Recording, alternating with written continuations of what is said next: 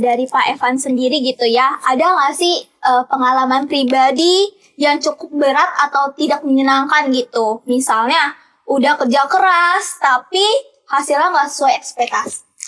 Ya, tentu ada ya. Jadi pengalaman di mana saya ngerasa, aduh, apa yang saya lakukan, ternyata nggak mencapai tujuan atau gagal gitu. Dan ya mungkin kita semua juga pernah ngalamin tuh kayak gitu. Jadi kayaknya merasa gagal dalam mencapai yang kita inginkan gitu.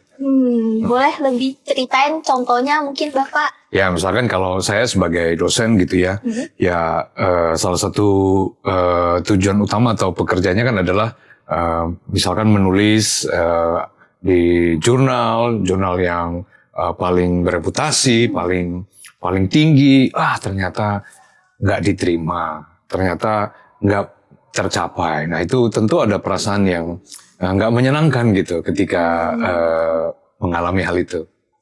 Jadi emang ini adalah hal yang wajar gitu ya dialami oleh setiap orang gitu. Iya benar sekali. Jadi di dalam hidup kita ya wajar sekali kalau kita misalkan mengalami itu dan kemudian bisa ngerasa kecewa, sedih, marah mungkin. Dan itu bisa saja mengganggu atau bisa juga malah memicu kita. Oke. Aku baru pertanyaan pertamanya udah, Pak mau nanya gitu. Kan tadi Bapak bilang nih ada pengalaman-pengalaman yang dirasa kurang menyenangkan juga. Boleh dong dijelaskan lebih relate lagi Pak. Apa sih perasaan yang Bapak alami secara psikologisnya? Seperti tadi yang bilang kecewa, apakah Bapak merasakan hal demikian atau gimana? Nah mungkin sama kayak misalkan sekarang banyak istilah yang seringkali kita bilang ya, aduh bisa jadi kayak overthinking gitu. Yes. Wah nanti kalau coba lagi nggak bisa gimana?